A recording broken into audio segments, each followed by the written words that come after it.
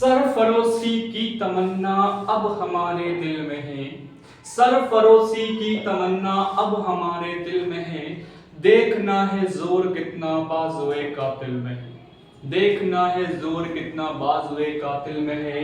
Hello दोस्तों, कैसे हैं आप? सभी का स्वागत करता हूं सक्सेस एकेडमी विद साहिल के इस लाइव प्लेटफॉर्म के ऊपर। आज की इस क्लास में डिस्कस करने वाले हैं क्लास 12th का सिलेबस, जो वेरी इंपॉर्टेंट है आपके एग्जाम्स के लिए। ये सिलेबस जो है आपके एग्जाम में काफी इंपॉर्टेंस रखता है। जिस बच्चे को सिलेबस का नॉलेज अच्छे से है, वो बच्चा बिल्कुल खतरनाक लेवल पर तैयारी करता है। उसके 100 out of 100 marks, 80 out of 80 marks उसके एग्जाम्स के अंदर। बेसिकली ये क्लास हमारी सीबीएसई, आईसीएसई, यूपी बोर्ड, सभी बोर्ड्स के लिए है, जहां पर एनसीईआरटी बुक फॉलो की जाती है, एनसीईआरटी के चैप्टर्स को फॉलो किया जाता है। तो ये क्लास हमारे पास उन बच्चों के लिए काफी बेनिफिट होने वाली है। ठीक है, तो स्टार्ट करते हैं अपने सिलेबस का डिस्कशन। तो हमारे पास जो क्लास 12th की मैथमेटिक्स है, क्लास 12th मैथमेटिक्स, तो क्लास 12th के मैथमेटिक्स जो है हमारे पास 6 यूनिट में डिवाइड है। 6 यूनिट में हमारे पास जो है वो डिवाइड है।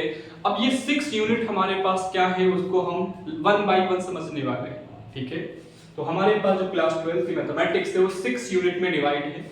पहली यूनिट क्या है? First unit, unit first.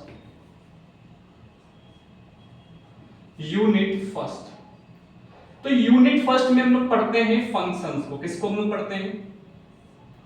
Functions को। किसको पढ़ते हैं भाई? फंक्शंस को। ये फंक्शंस आप पहले से भी पढ़ चुके हैं, चीजों को आप क्लास 11 के अंदर इसको पढ़ चुके हैं। उन्हीं फंक्शंस को आगे हम लोग क्या करने वाले हैं? कंटिन्यू करने वाले हैं। और इस यूनिट का वेटेज हमारे पास होता है 10 मार्क्स। इस यूनिट का वेटेज हमारे पास कितना होता है? 10 मार्क्स होता है। ये सब हम लोग, मैंने ये सब रिसर्च करके निकाला है। UP board, CBSE board, ICSE board के पेपर्स को देखा है, इसको समझा है, तब हम इसको निकाले हैं कि हमारे पास यूनिट फर्स्ट में क्या है, सेकंड में क्या है, थर्ड में क्या है, और कितने यूनिट में से कितने कितने मार्क्स का आता है।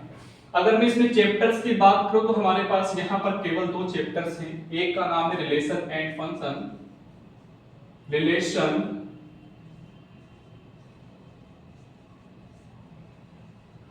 And function. ये चैप्टर काफी वेटेज वाला रहता है। फंक्शन खासकर काफी इंपॉर्टेंट चैप्टर है।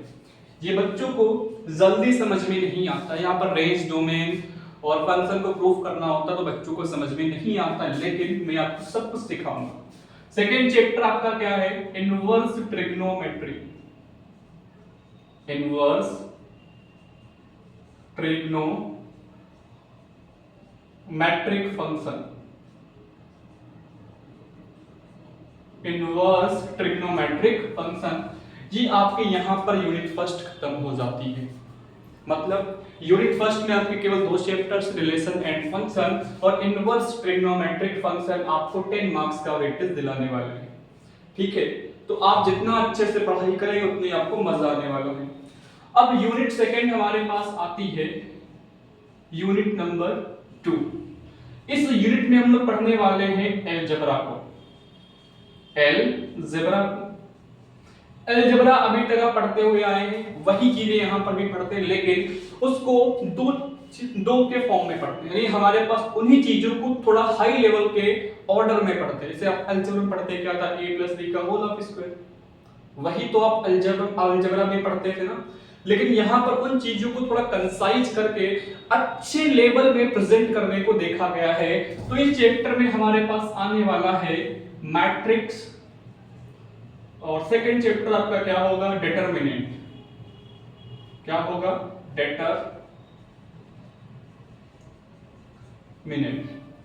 अगर मैं इसका वेटेज की बात करता हूं तो ये हमारे पास 15 मार्क्स का वेटेज रखता है। 15 मार्क्स है इनका वेटेज, जो कि वेरी वेरी इंपॉर्टेंट है। यूनिट सेकंड में भी 2 चैप्टर, लेकिन इनका वेटेज है मैट्रिक्स और डिटरमिनेंट का वेटेज है 15 मार्क्स का। मैट्रिक्स से भी क्वेश्चन आते हैं और डिटरमिनेंट से भी आपके अच्छे खासे क्वेश्चन आते हैं। इसके बाद जो आती है यूनिट नंबर 3, उसका नाम है कैलकुलस। क्या नाम है? कैलकुलस। यूनिट थर्ड आपकी क्या है? कैलकुलस। यही सबसे बड़ी यूनिट आपकी होती है कैलकुलस। जो जिस बच्चे को कैलकुलस आ गई, जिस बच्चे को कैलकुलस आ गई, उसकी आधी लाइफ तो बिल्कुल झिंगा लाल। बताओ क्यों? क्योंकि पूरी मैथमेटिक्स के अंदर ही यूज क्या होती है? कैलकुलस। पूरी फिजिक्स के अंदर यूज क्या होती है? कैलकुलस यूज होती है। और इसका वेटेज जो है 44 मार्क्स का है। इसका वेटेज जो है 44 मार्क्स का है। वेरी वेरी इंपॉर्टेंट वेटेज है 44 मार्क्स का। इसमें चैप्टर आपके कौन कौन आते हैं वो देखते हैं फटाफट। 5 नंबर चैप्टर आपका होगा continuity, continuity and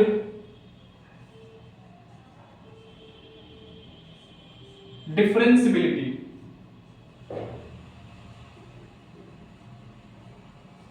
continuity and differentiability, ठीक है। 5 नंबर चैप्टर आपका क्या है? कॉन्टिन्यूटी एंड डिफरेंशियबिलिटी है। नेक्स्ट चैप्टर आपका क्या है? Application of derivative. अगला चैप्टर 6 नंबर आपका क्या है? Application of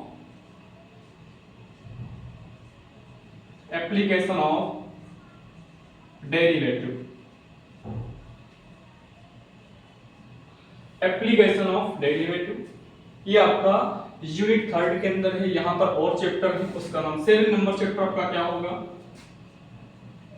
integrals. Integral 7 number chapter आपका क्या है? इंटीग्रल है।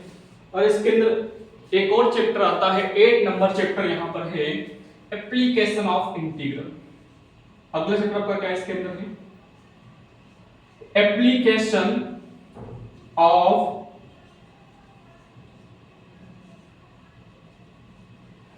एप्लीकेशन ऑफ इंटीग्रल है, जो कि बहुत ज्यादा क्या है? इंपॉर्टेंट है।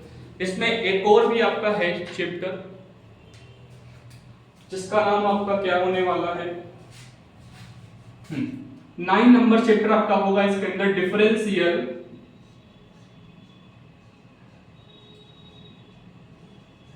Differential equation. ये आपके 4 से 5 चैप्टर किसके अंदर आते हैं? कैलकुलस के अंदर आते हैं। ये आपकी मैथमेटिक्स की क्या है? कोर है। जिसकी ये कोर मजबूत हुई, जिस बच्चे की ये कोर मजबूत हुई, वो मैथमेटिक्स का क्या कहलाएगा? राजा। जिसको भी मैथमेटिक्स का राजा बनना है, इन चैप्टर्स के ऊपर अच्छी पकड़ आपको बनानी है। ये चैप्टर जो है हर एग्जाम्स के अंदर आते हैं, चाहे वो IIT JEE हो, चाहे वो NDA हो, चाहे इंडियन नेवी हो, कोई भी एग्जाम उठा लो, जहां पर हमारे पास स्टैंडर्ड जो हमारे पास एडवांस मैथमेटिक्स आती है, उसके अंदर इन चैप्टर का वेट सबसे ज्यादा होता है। ठीक है, तो इनको आप बिल्कुल स्किप नहीं कर सकते हो। इसके बाद न्यू यूनिट हमारे पास आती है वेक्टर्स एंड 3 डायमेंशनल ज्योमेट्री। अगली यूनिट हमारे पास क्या है? वेक्टर्स। यूनिट नंबर क्या है? 4। इसका नाम क्या है? वेक्टर्स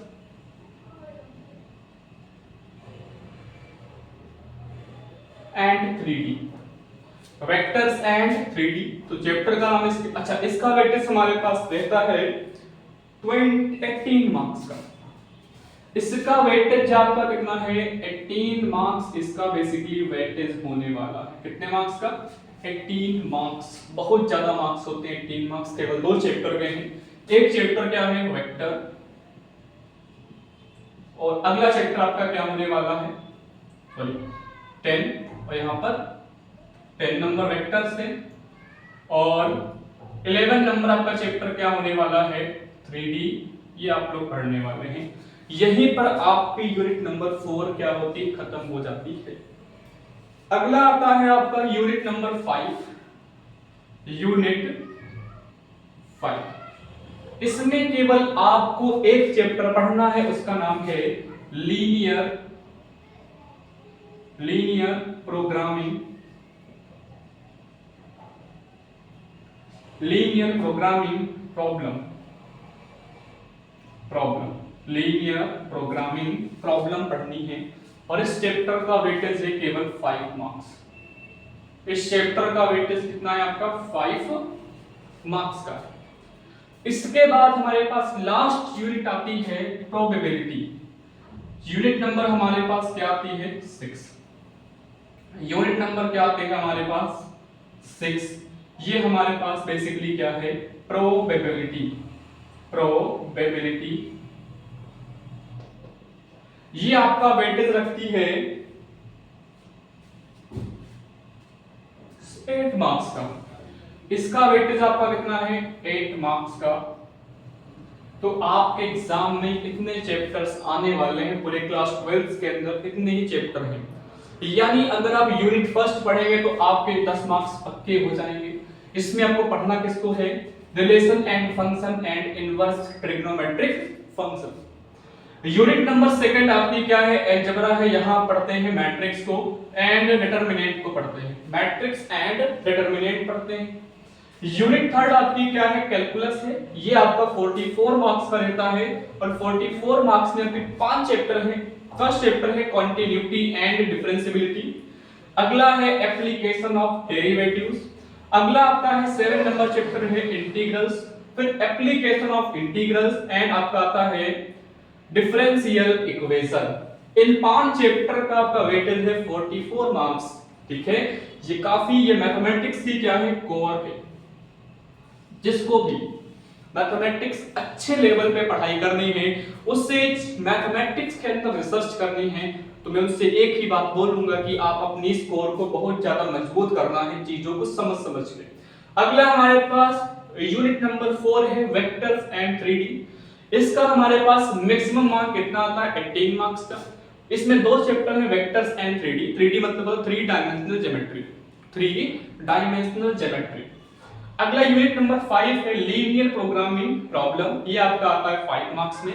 बहुत आसान चैप्टर है, आप इसे क्लास 10th में पढ़ लेते हैं। पेयर ऑफ लीनियर इक्वेशन पढ़ते हैं ना, पेयर ऑफ लीनियर इक्वेशन का जो ग्राफ होता है वही ग्राफिकल मेथड हम लोग यहाँ पर यूज करते हैं। इस चैप्टर में कुछ नहीं है, ये बच्चा जो क्लास 10th पढ़ के आता है उसके लिए काफी अच्छा रहता है।